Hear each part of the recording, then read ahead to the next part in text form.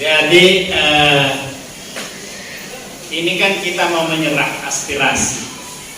Nah, kalau aspirasinya ke situ ya bisa tidak, ya itu yang harus disampaikan itu. Tapi kalau aspirasinya juga seperti yang disampaikan beliau tadi bahwa MPR sudah bukan lagi lembaga tertinggi negara, maka PPHN itu tidak ada tempat pertanggungjawabannya. Nah, gimana kalau begitu? Apakah kemudian karena begitu keadaannya, maka misalnya Pak Reza ini setuju kalau di amandemen atau setuju dengan PPHN, yang penting haluan negaranya nanti itu ada tempat pertanggungjawabannya. Apakah seperti itu konteksnya? Kalau seperti itu berarti memang kembali ke Undang-Undang Dasar 45 yang asli. Karena apa? Karena PPHN itu baru bisa efektif, apapun namanya, GBHN atau PPHN. Kalau menurut saya sebenarnya GBHN, garis-garis besar haluan negara, bukan pokok-pokok haluan negara. Karena pokok-pokok itu sama dengan undang-undang pokok-pokok agraria. Ya. Jadi tempatnya di undang-undang, bukan di TAP MPR atau bukan di masuk dalam Undang-Undang Dasar sebagai haluan negara pasal 3 dan 23 yang dirubah itu, kalau itu yang dimasukkan. Nah, kalau penguatan DPD pasal 22D. Jadi konteksnya di situ. Nah, karena itu ini kan kami ini melakukan dengar pendapat terkait dengan rekomendasi MPR periode sebelumnya. Sebenarnya MPR periode sebelumnya itu tidak punya ikatan dengan MPR yang ada sekarang. Jadi dia tidak boleh melakukan yang namanya carry over. Dia tidak boleh mengatakan ini saya perintahkan untuk anggota dewan yang akan datang. Tidak boleh. Selesai masa tugasnya dia sudah selesai sebenarnya. Sama dengan presiden, tidak bisa mengatakan bahwa ini program saya karena belum selesai ibu kota, maka ibu kota itu harus tetap dilanjutkan rencana pemindahannya oleh presiden baru. Tidak bisa. Kecuali kalau ada haluan negara tadi. Nah, yang di dalam haluan negara itu memang sudah ada dan itu disepakati siapapun yang jadi presiden harus mempedomani seluruh aktivitasnya dengan haluan yang ada ini. Nah, inilah perlunya haluan negara. Kenapa? Karena kita takut nanti ada presiden bangun tidur tiba-tiba dibilang pindahkan kantor kecamatan ini ke sini. Atau bangun tidur tiba-tiba kita tambah utang. Nah, gimana? Jadi harus ada diberi wawasan tentang haluan supaya dia tidak sembarangan. Begitu pula dia kampanye nanti, kalau dia berkampanye mengkampanyekan sesuatu, membuat janji-janji politik yang tidak mungkin, itu juga kelihatan dari haluan negara. Akhirnya apa yang terjadi? Janji politiknya mau bikin mobil SMK ya itu nggak ada.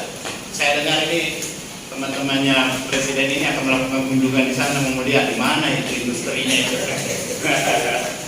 Mobil SMK itu siapa yang mau ke sana? Ya, itu aja. Betul yang kita. Ya. Jadi itu konteksnya itu ya. Jadi kalau rekomendasi itu ada 7. Yang pertama adalah pokok-pokok haluan negara. Nah, itu diminta memang untuk dikaji. Makanya Badan Pengkajian MPR mengkaji itu. Yang kedua adalah penataan kewenangan MPR.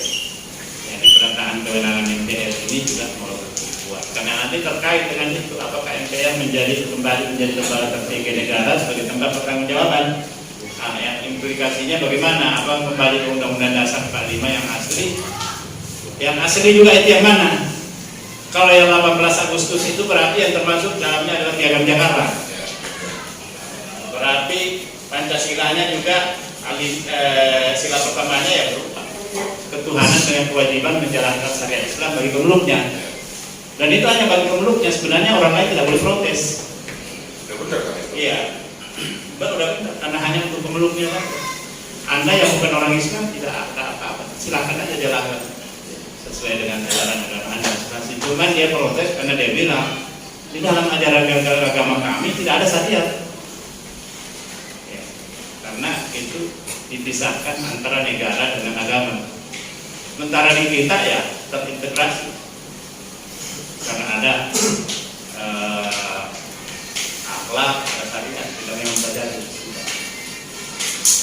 Terus yang keempat, penataan sistem presidensial. Karena kita ini agak lanjut presidensial, tetapi juga mau mengumpulkan semua parlemen. Padahal sebenarnya ini terpisah. Jadi presiden, Anda sudah terpilih sebagai presiden. Parlemen silahkan menjalankan kewajibannya sebagai parlemen dan mengkritisi, silahkan aja. Ini presiden takut dikritik oleh parlemen, padahal kalau dia dikritik, dia dikoreksi, kebijakannya itu bagus, berarti memperkuat kebijakan-kebijakan dia mestinya. Sama juga antara DPR dengan DPD. Sebenarnya kalau DPD kuat bukan berarti DPR lemah. DPR lemah kalau dia tidak mau menjalankan kewajibannya sebagai wakil rakyat. Dia mau menjalankan kewajibannya sebagai wakil partai, itu baru menjalankan kewajibannya. Partai juga berinteraksi dengan ini oligopoli ini, oligarki. Itu baru yang benar. Yang keempat, tentang kekuasaan kehakiman. Itu yang direkomendasikan. Karena memang ini juga bermasalah semua ya, terkait yang kita saksikan sehari-hari. Bayangkan ada orang yang karena kelaparan mengambil satu buah kelapa sawit, ya dijatuhi hukuman berbulan-bulan. Ada orang yang mengambil tanah rakyat 5,2 juta hektar, yang didiamkan aja. Ada Rocky Gerung yang mengelola 800 meter, ada orang yang sudah punya 1.500 hektar, itu bisa dipersoalkan.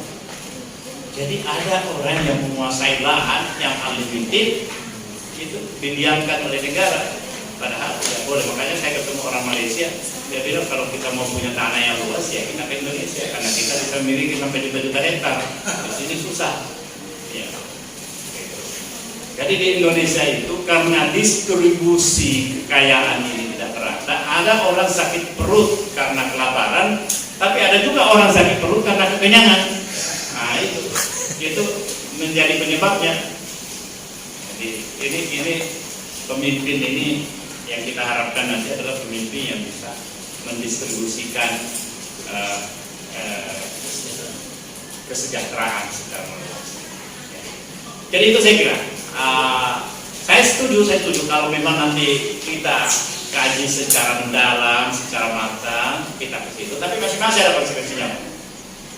Kalau oligarki ini kuat dan moralnya dewan ini lemah, maka 711 orang yang ada di MPR bisa dipilih. Maka presiden yang terpilih adalah yang mereka kendalikan. Nah, itu bahayanya. Jadi orang yang merasa kalah untuk bersaing secara kasar, secara terbuka, ya dia menginginkan itu. Karena dia bilang saya cukup menguasai 500 orang.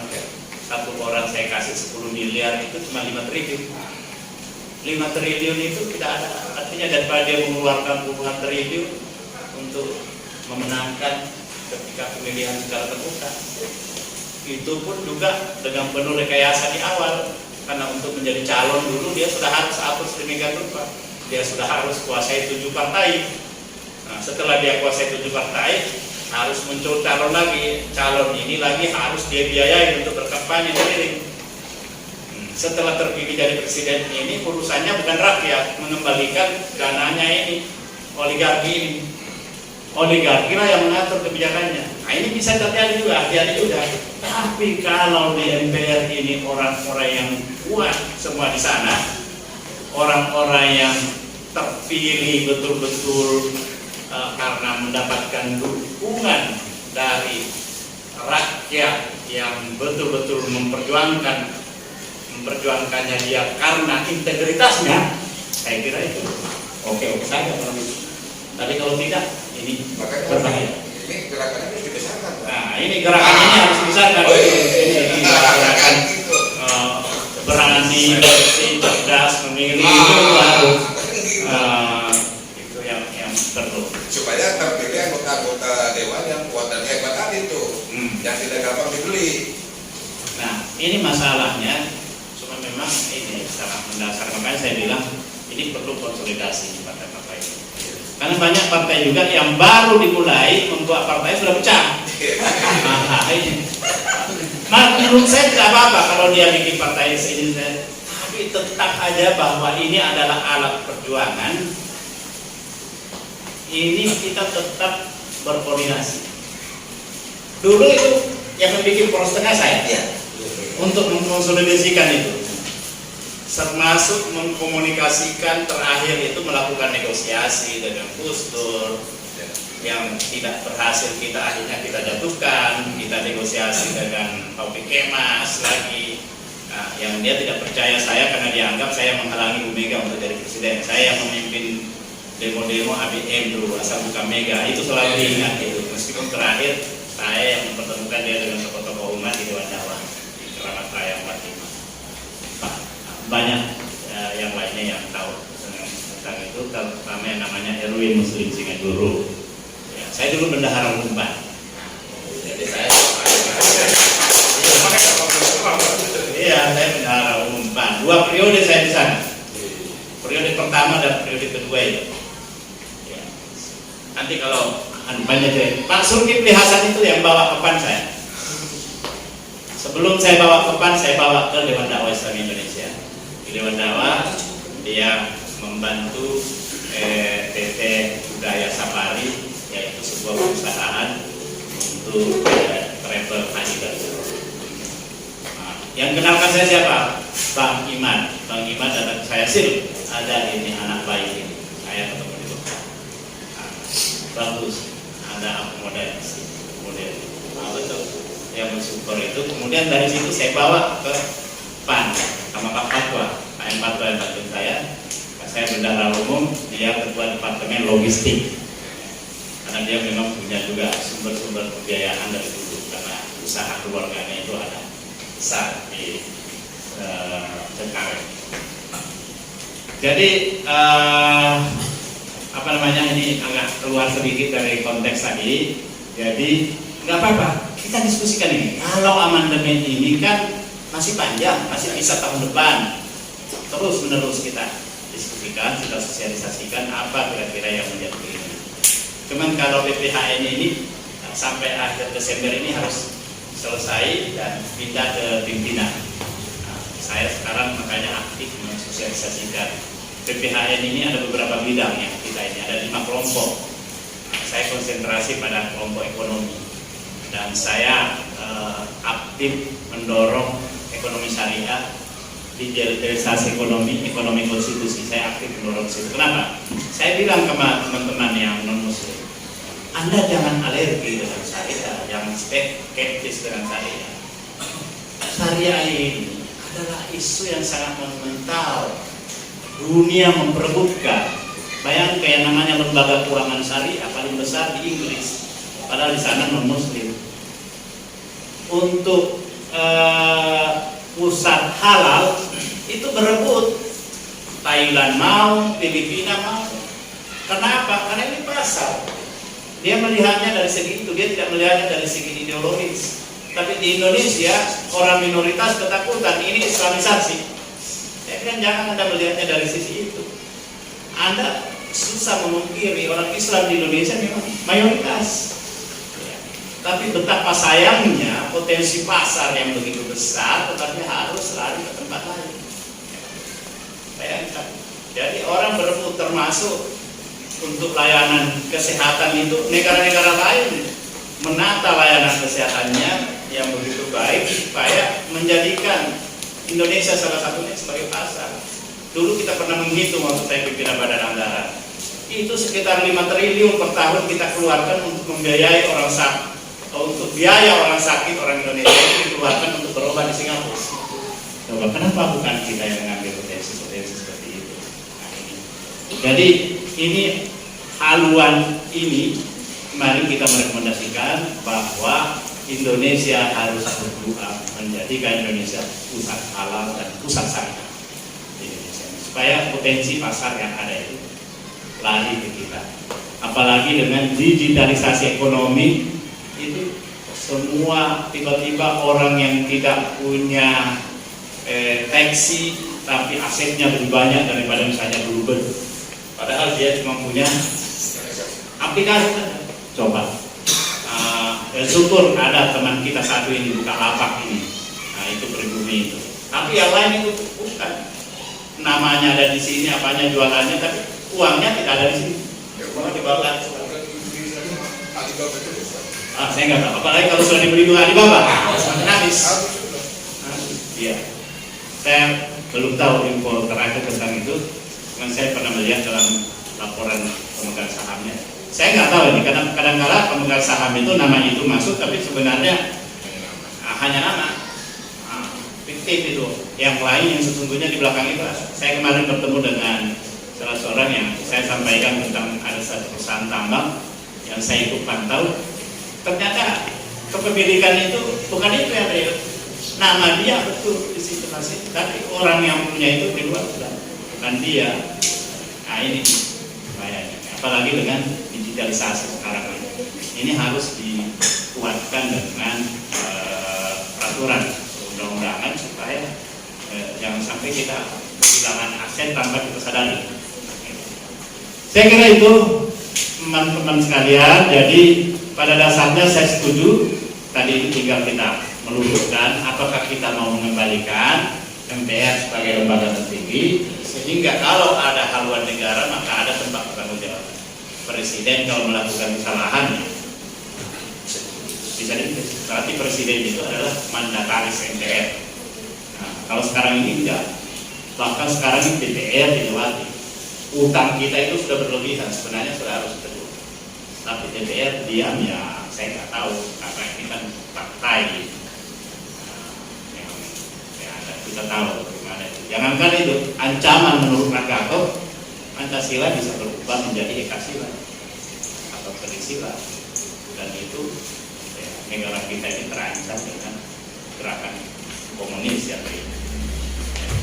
Apalagi ada di mana tadi saya lihat itu bagaimana begitu banyaknya ulama-ulama yang dibunuh dan dinyatakan bahwa pelakunya adalah orang gila. Semua orang gila pelakunya. Orang gila tapi dia mahir banget menggunakan jaket. Terus kenapa ulama ya, bukan pendeta gitu Ya. Dan sasarannya ulama. Sasarannya selalu ulama. Ini tembakan orang ulama. Yang di baru-baru ini yang di Batam juga. Nah, ketika kita melihat dia diadili, wah dia lancar sekali itu. Menggunakan jaket. Ya. Dan satu lagi yang tidak kalah penting, perlu dikawal oleh kekuatan kedaulatan rakyat. Nah ini hari ini kita berkumpul di sini, kita sinergikan kekuatan. Mahasiswa tidak perlu lagi mengeksklusifkan diri gerakannya sebagai gerakan kaum intelektual. Begitu juga kaum buruh tidak perlu lagi mengeksklusifkan gerakannya sebagai raja jalanan. Hari ini kita harus ada sadar-sadarnya untuk menyatukan gerakan kita untuk